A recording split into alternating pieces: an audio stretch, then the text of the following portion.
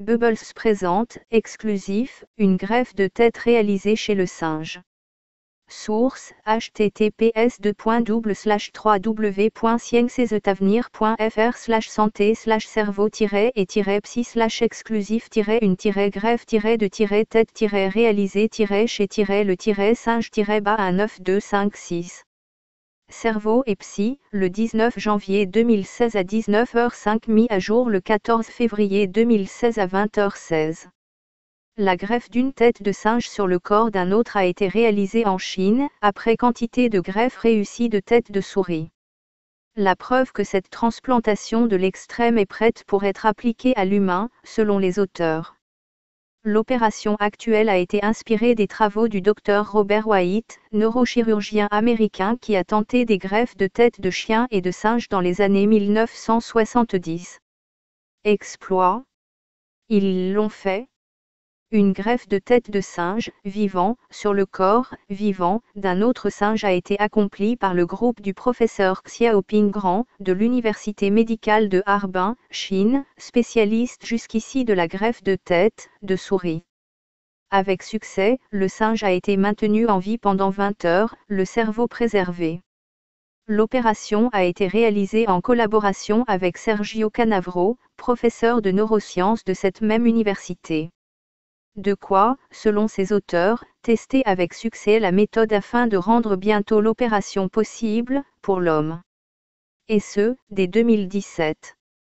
C'est une vraie victoire pour l'humanité, s'enthousiasme Sergio Canavro qui savoure ce moment après avoir été décrié il y a quelques années. Une greffe de tête, c'est-à-dire la transplantation d'une tête humaine, vivante, sur le corps d'un donneur, vivant en mort cérébrale, permettrait en effet selon lui de redonner par exemple l'usage d'un corps valide à des tétraplégiques, ces personnes paralysées des 4 membres. Voilà maintenant 3 ans que le neurochirurgien d'origine italienne travaille à ce protocole nommé RAVEN, Head Anastomosis Venture, /HBR, Allogenic Head Body Reconstruction, dont il a eu l'initiative alors qu'il était neurochirurgien à l'hôpital de Turin, Italie. Un projet qui, à son annonce, avait fait couler beaucoup d'encre tant il pose de questions éthiques autant, sinon davantage, que techniques. Une procédure chirurgicale innovante. Inspiré des travaux du Dr Robert White, neurochirurgien américain qui tenta des greffes de tête de chien et de singe dans les années 1970, Sergio Canavro a revisité la procédure chirurgicale. Pour rappel, elle consiste à détacher dans un premier temps les têtes des corps, puis à faire fusionner la moelle épinière du corps du donneur avec celle de la tête du receveur. Pour cela, Sergio Canavro propose un protocole, Gemini, mettant en œuvre le raboutage des nerfs du donneur et receveur associés aux propriétés extraordinaires du polyéthylène glycol, PEG, une substance qui induit la fusion des fibres nerveuses, axones, coupées. Puis une stimulation électrique permet de reconnecter les 2 cordons nerveux. Parallèlement, une autre méthode vise à protéger le cerveau du donneur le temps de l'opération. Notre objectif était de prouver que l'on pouvait protéger le cerveau. L'étape qui vient d'être franchie est déterminante. Prouvée chez la souris par le professeur Xiaoping Grand, la validité de l'opération vient en effet d'être démontrée chez le singe, autrement dit chez un primate très proche de l'homme, grâce aux apports de chercheurs venus d'horizons différents. Nous avons maintenu en vie le singe durant 20 heures, assure le professeur Rand. Notre objectif était de prouver que l'on pouvait protéger le cerveau. C'est apparemment chose faite. Le professeur apporte quelques éclairages sur la technique employée. La stratégie de protection du cerveau a consisté en une hypothermie et à l'établissement d'une circulation sanguine croisée entre donneur et receveur par un système de kennels. Circulation croisée qui n'avait pas été mise en place Robert White en son temps. Par ailleurs une molécule, le perfluorocarbone, perftorant, étudié par les professeurs russes Orlova et Mavsky de l'ITEP, Institute of Theoretical and Experimental Physics, de Moscou, aurait été utilisé pour son action neuroprotectrice.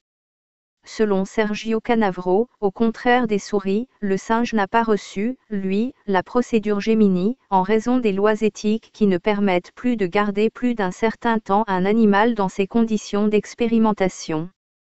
Selon le communiqué de Raven, cet article scientifique ayant trait au protocole global aurait été accepté simultanément dans 2 revues académiques Surgery et CNS Neurosciences et Therapeutics et serait en voie de publication.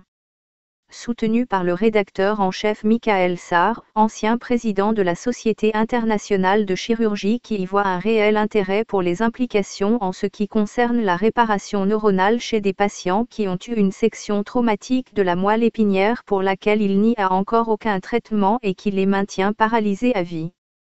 Pour parer les questions éthiques que cette opération ne va pas manquer de soulever, Sergio Canavro a fait aussi appel à un philosophe, historien des idées, Giuliano Mori, qui travaille notamment sur le changement d'identité après réception d'un nouveau corps. Un Russe volontaire pour recevoir un nouveau corps? Car l'équipe n'a pas l'intention de s'arrêter en si bon chemin. Les premières études sur des cadavres humains ont déjà commencé en Chine et permis d'affiner le protocole. Déjà un patient, Valery Spiridonov, jeune russe de 30 ans souffrant d'une grave maladie dégénérative et volontaire pour recevoir un nouveau corps.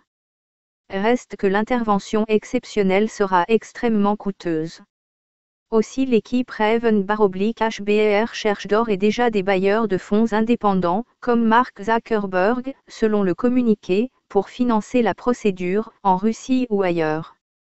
Dans l'intervalle, le Vietnam a lui-même offert d'accueillir les futures greffes de tête. La première du genre pourrait avoir lieu fin 2017.